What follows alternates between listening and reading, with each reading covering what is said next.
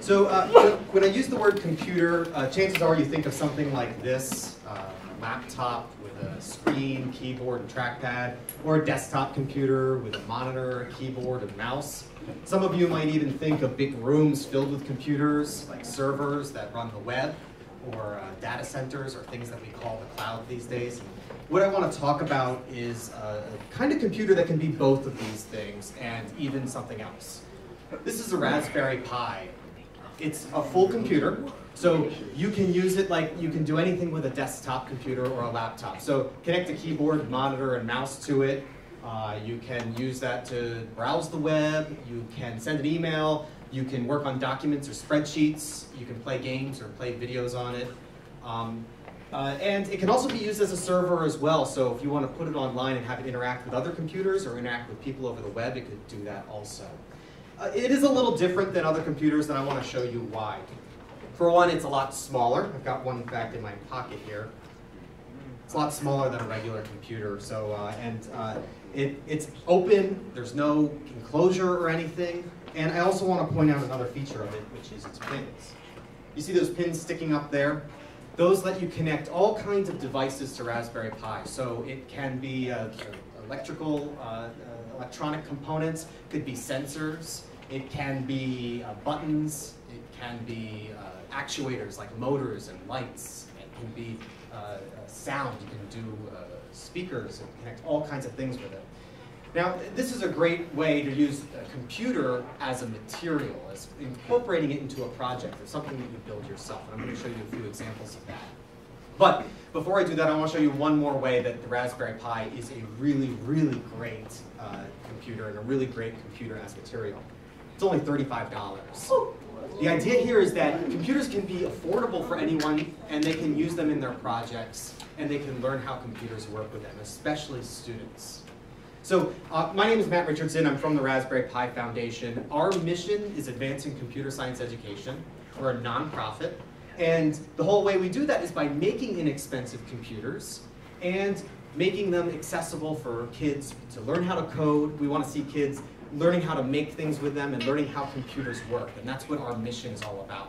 So not only do we make the Raspberry Pi itself, this cheap computer that you can buy, but we also support people in their education endeavors with Raspberry Pi. So for one, we have free resources online. This is for teachers who want to use Raspberry Pi in the classroom. It's for students who want to learn on their own how to program a computer, how to use it, how to make things with it. And then we also support the people, the hobbyists, who just want to use a Raspberry Pi in a project that they want to do for, let's say, home automation, or they want to make a media center. We want to support those people as well. So we put free resources online for all of those people so that they can use Raspberry Pi in all the different ways.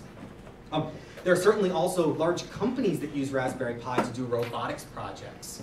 There are companies that use it in their factories and their warehouses as sensor networks. So there are so many uses of Raspberry Pi because it's so inexpensive and it's so easy to use.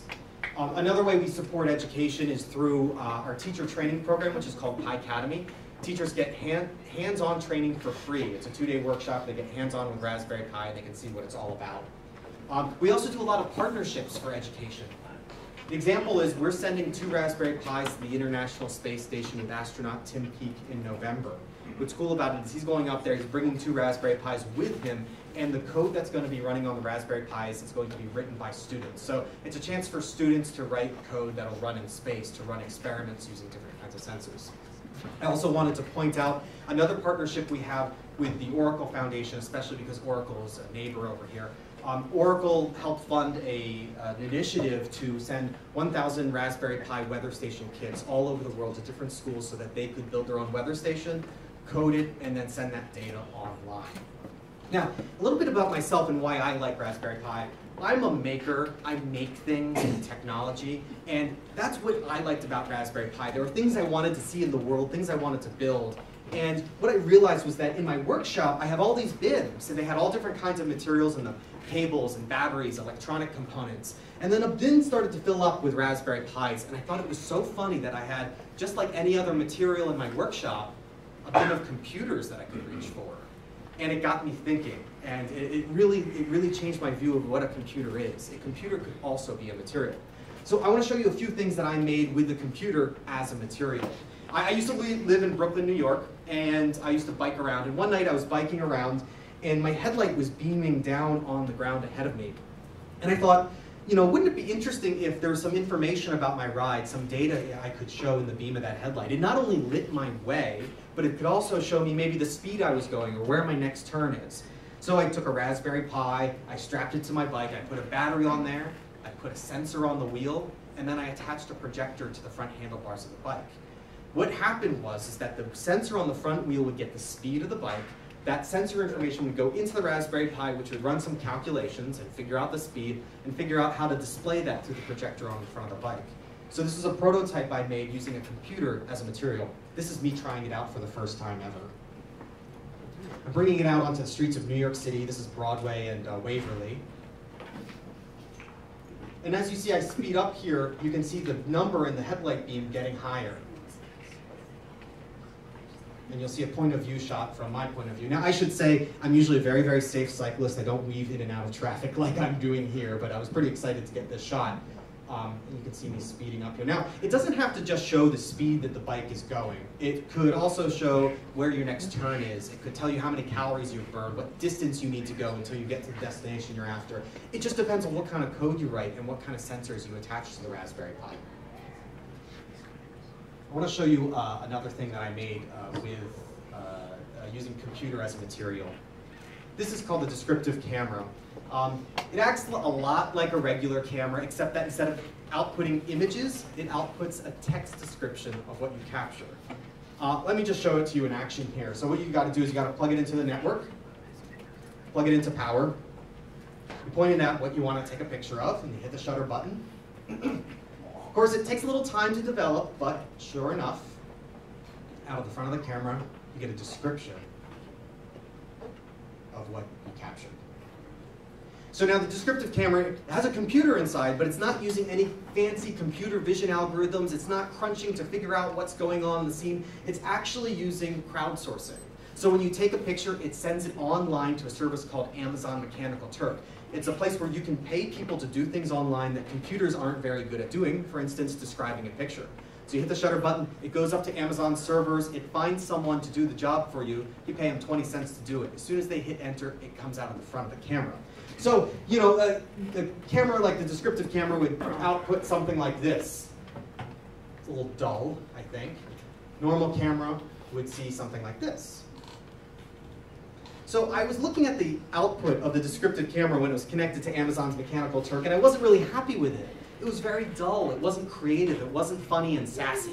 And so I thought, well, I'm going to be showing this for 2 days at a gallery show, and people are going to be coming up wanting me to demo the Descriptive Camera. So I should kind of inject some humor and sassiness into it, I think, to make people really entertained by the Descriptive Camera. So I recruited the funniest and sassiest person I know, my partner Andrew, to be the full-time describer over the whole course of the gallery show. So people would come up to me and say, hey, can you take my picture? Sure enough, a lot of people did. And this gentleman came up and wanted me to take his picture with a Descriptive Camera. This is what came out of the front of the camera.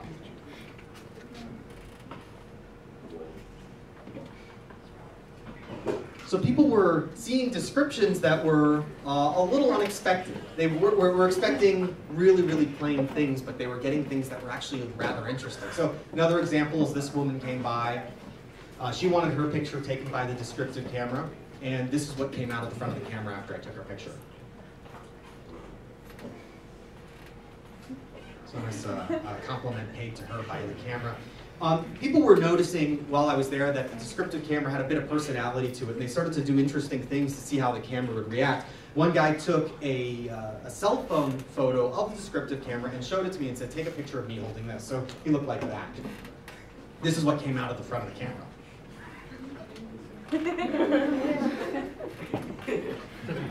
So what was cool about this was that I got to use a computer and use it as a material to create something that never existed before. And that's really what I thought was really like an incredible idea.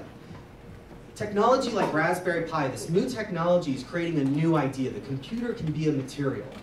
What a brand new, incredible new idea. Actually, I was dead wrong. It's a very, very old idea, the computer as a material. I want to introduce you to Seymour Papert. You might be familiar with some of his work. He was the inventor of the Logo programming language, which is a coding language where you can write code and move a turtle either on screen to draw a picture or even a robotic turtle on the ground. And so you can write code to tell it what to do and draw things.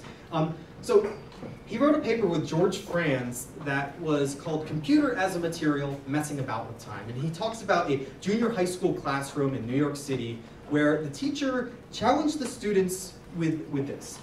He lit a candle and let the candle go and put a jar over the candle and let the time go and see how long it took for the candle to go out. There's only so much air in the jar, the candle's eventually going to snuff out. And the design challenge for the students was to figure out a way to measure time to predict every time that candle would go out without the use of watches or clocks. So he gave them, the teacher gave them things like rubber bands, string, pulleys, sand, marbles, all kinds of different materials in the classroom. And they would make things like pendulums, because they had kind of a rate of going that they could count, or an hourglass. You stick a hole in the bottle and let the sand drip through.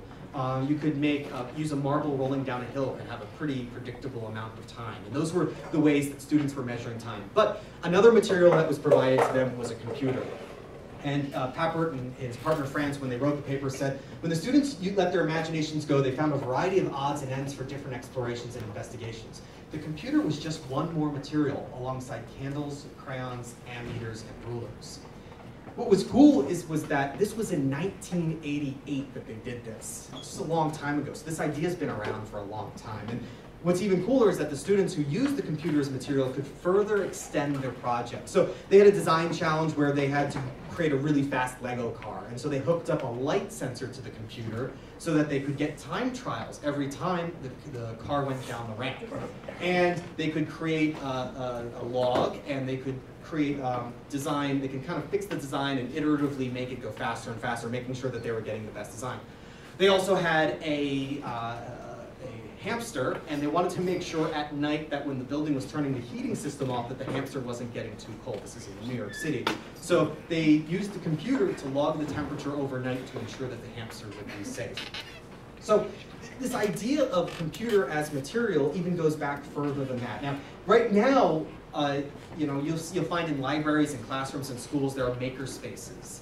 And these maker spaces are using a lot of Papert's ideas, this idea that you can use materials and build things, and you can learn when you build things. If you make a project, it helps you understand what you're learning about here. And so Papert wrote an article with Cynthia Solomon all about this idea of a computer as a material. He called it 20 Things to Do with a Computer. And this is what he said. In our image of a school computation laboratory, an important role is played by numerous controller ports which allow any student to plug any device into the computer. The laboratory will have a supply of motors, solenoids, relays, sense devices of various kinds. Using them, the student will be able to invent and build an endless variety of cybernetic systems. So this idea of a makerspace, a place where you can create projects and use technology, was talked about back in 1971. I think only now are we really starting to see that. And I want to also point out this idea of controller ports, which allow any student to plug any device into the computer. It reminds me a lot of those pins that are on the Raspberry Pi that let you connect any kind of sensors or devices that you want to. So I think that the Raspberry Pi ends up fulfilling this vision that Papert have of a computer that could be used as a material. So when you're working on a project, if you're in an art studio or you're in a makerspace or hacker lab or fab lab, and you look at all the materials around you and you're seeing wood and glue, nails, hammers, and tape, paper, all of those materials, I want you to think about next time reaching out from a bin of computers and thinking of that as a material as well. Thank you.